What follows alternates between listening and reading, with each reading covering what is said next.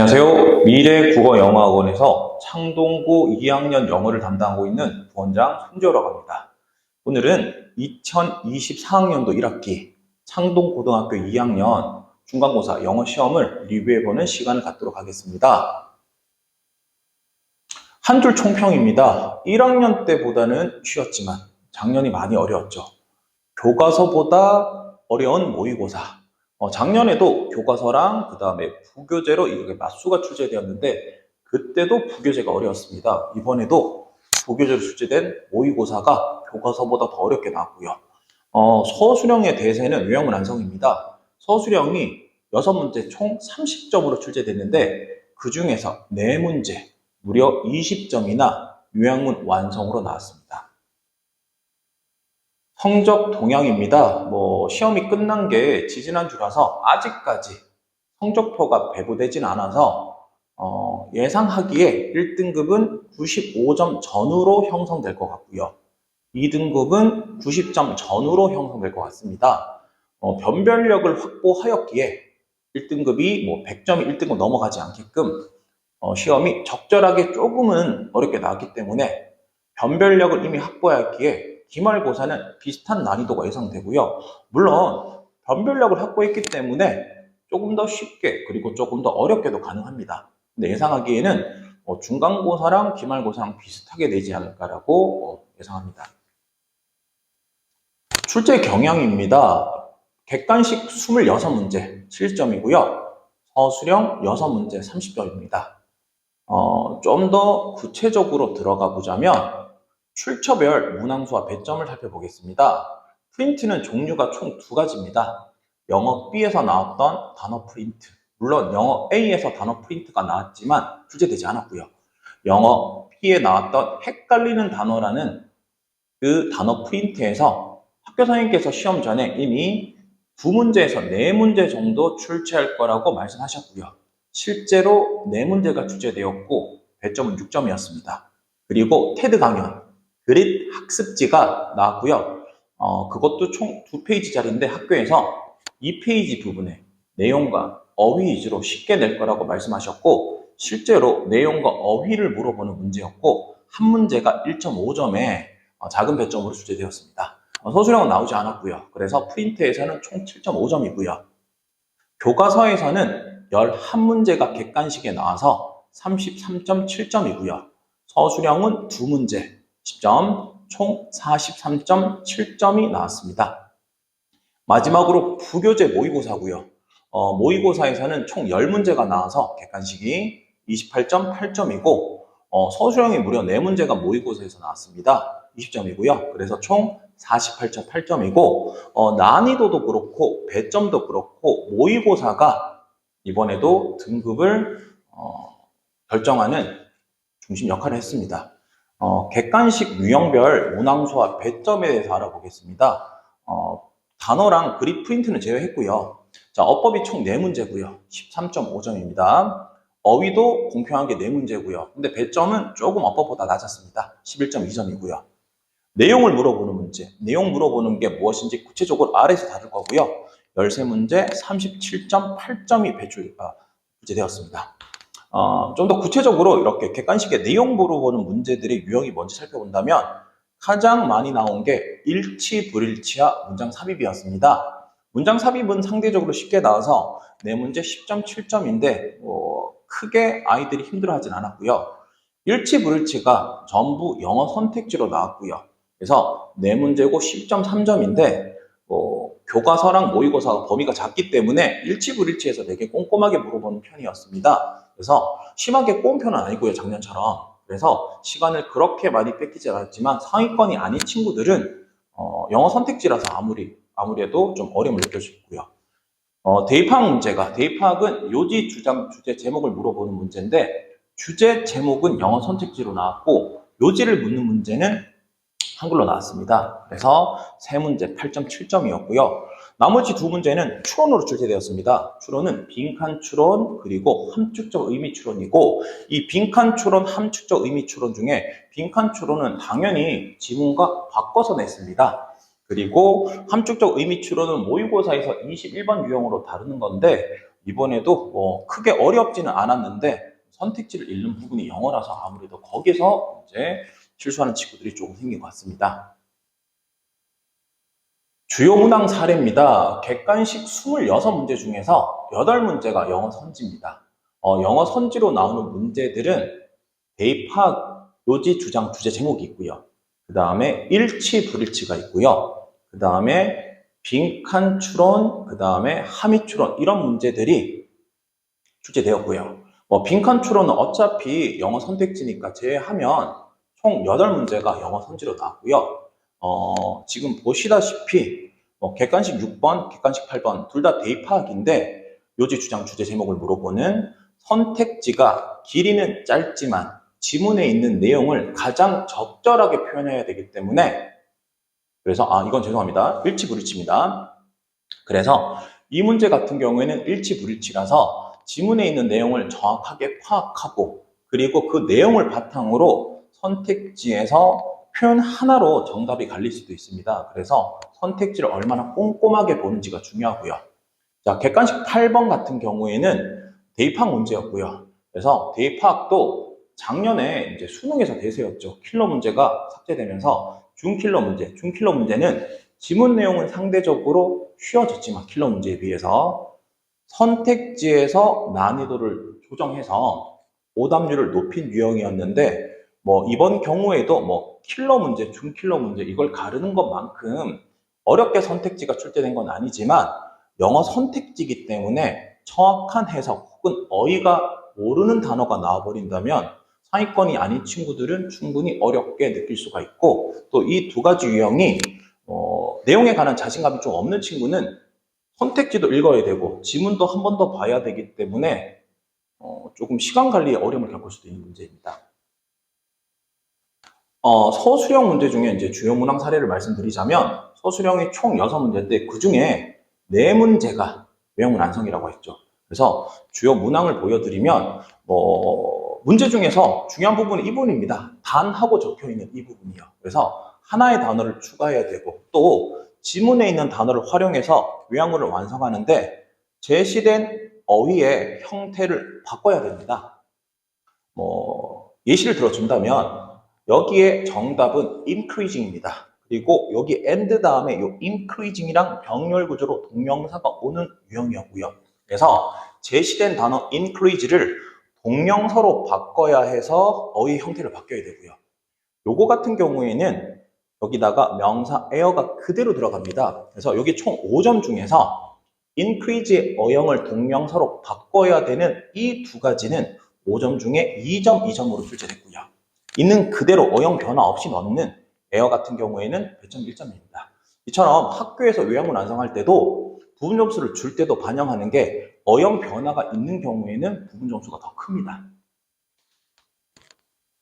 자, 적중 사례입니다. 서술형 6문제 중에서 2문제가 교과서 문장을 영작하는데 서술형 2문제 중에서 문장 영작하는 것 중에 한 문제는 지문의 내용을 바꿨고요. 표현도 바꿨고요. 그리고 그 표현을 심지어 또 분사구문을 활용해서 더 짧게 적어야 되는 유형이라서 적중시키는 게 불가능한 문제였고요. 그래서 그건 배제하고 서술형 1번은 교과서랑 동일한 문장을 쓰는 거라서 크게 어려움은 없을 텐데 이게 출처가 재밌습니다.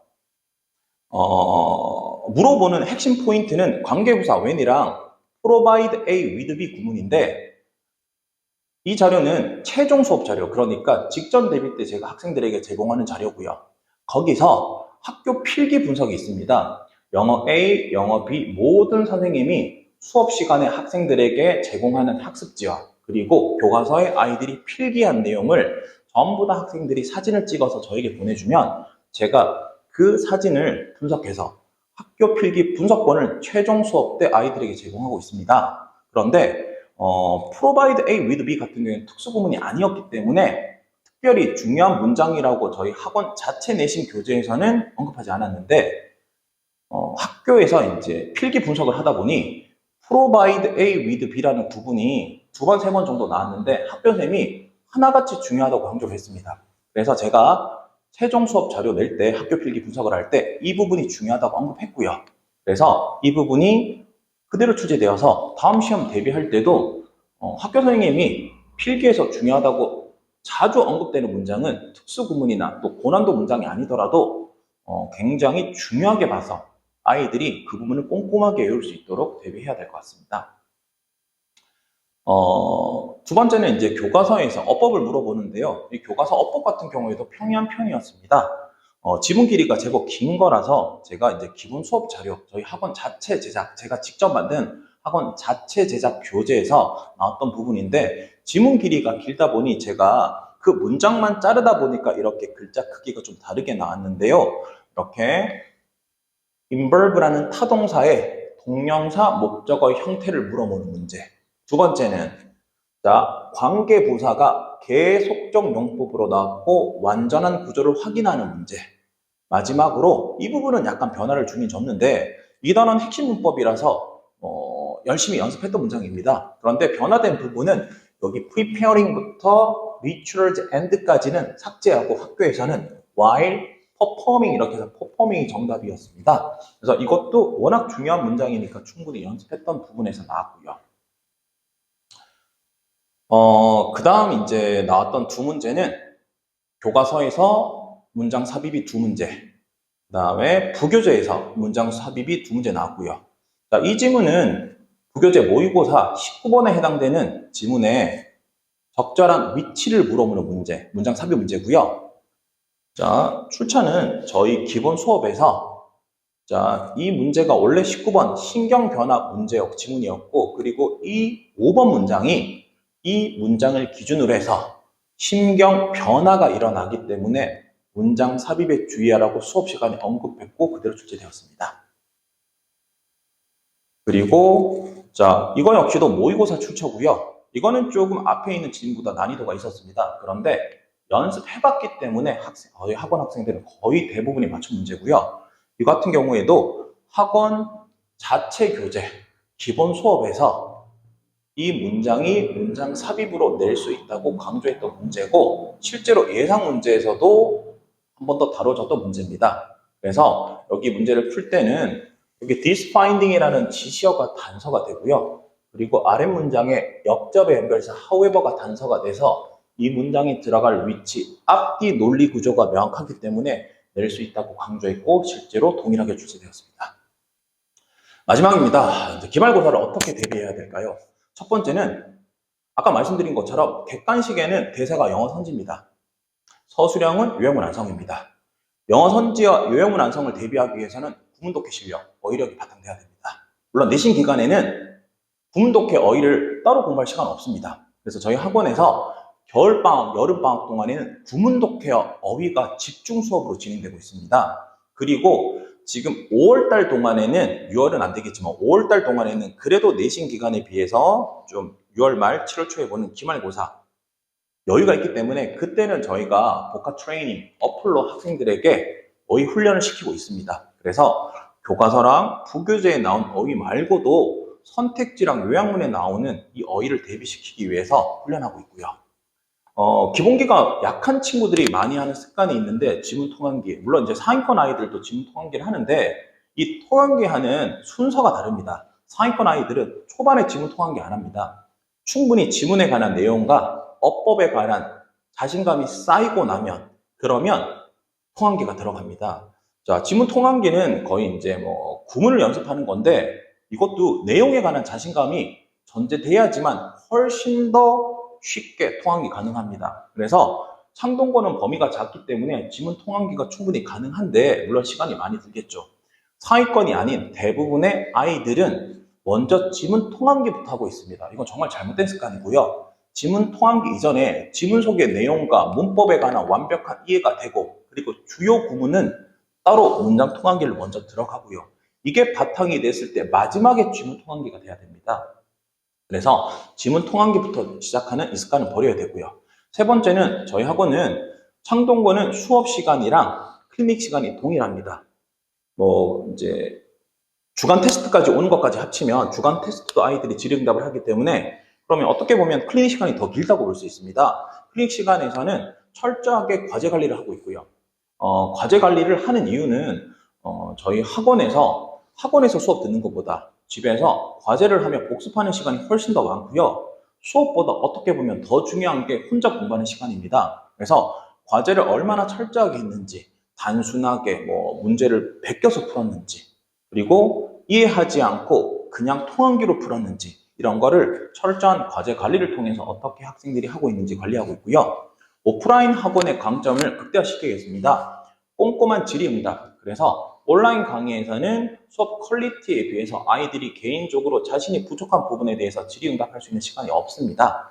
저희는 수업한 선생님 혹은 클리닉쌤이 직접 학생들에게 질문을 받고 혹은 학생이 질문하지 않는 경우는 어법 위주로 선생님이 직접 질문하면서 어법에 관한 내용 얼마나 잘 이해하는지, 지문 내용에 관한 이해가 얼마나 잘 되어 있는지 관리하고 있습니다. 6단계 학습으로 진행하고 있습니다. 기본부터 시작해가지고 최종 대비는 학교 필기를 분석한 자료를 제공하고 있습니다. 이렇게 6단계로 학생들에게 학습 단계별, 6단계 학습 단계별 학생들에게 학습지를 제공해서 적어도 교과서랑 모의고사에 한 지문당 최소 6번 이상 수업을 듣도록 시키고 있습니다. 자, 마지막입니다. 지금이 이제 오늘 같은 경우에 5월 16일이고요. 그래서 거의 오늘부터 아이들이 말하기 수행평가에 관련된 글을 쓴 것을 선생님에게 제출해야 됩니다. 그리고 다음 주 20일 전후로는 그 수행평가로 낸 글을 바탕으로 암기해서 선생님 앞에서 말하기 발표를 합니다. 그런데 저희가 이제 교과 가이드에서 말씀드린 것처럼 창동고 2학년이 이번에 수행평가가 50%를 차지하게 되었습니다. 그래서 지필 중간고사, 기말고사가 25%, 50%고요. 나머지 50%가 전부 수행평가입니다. 학습지 관리부터 시작해서 다 포함해서 수행평가인데요.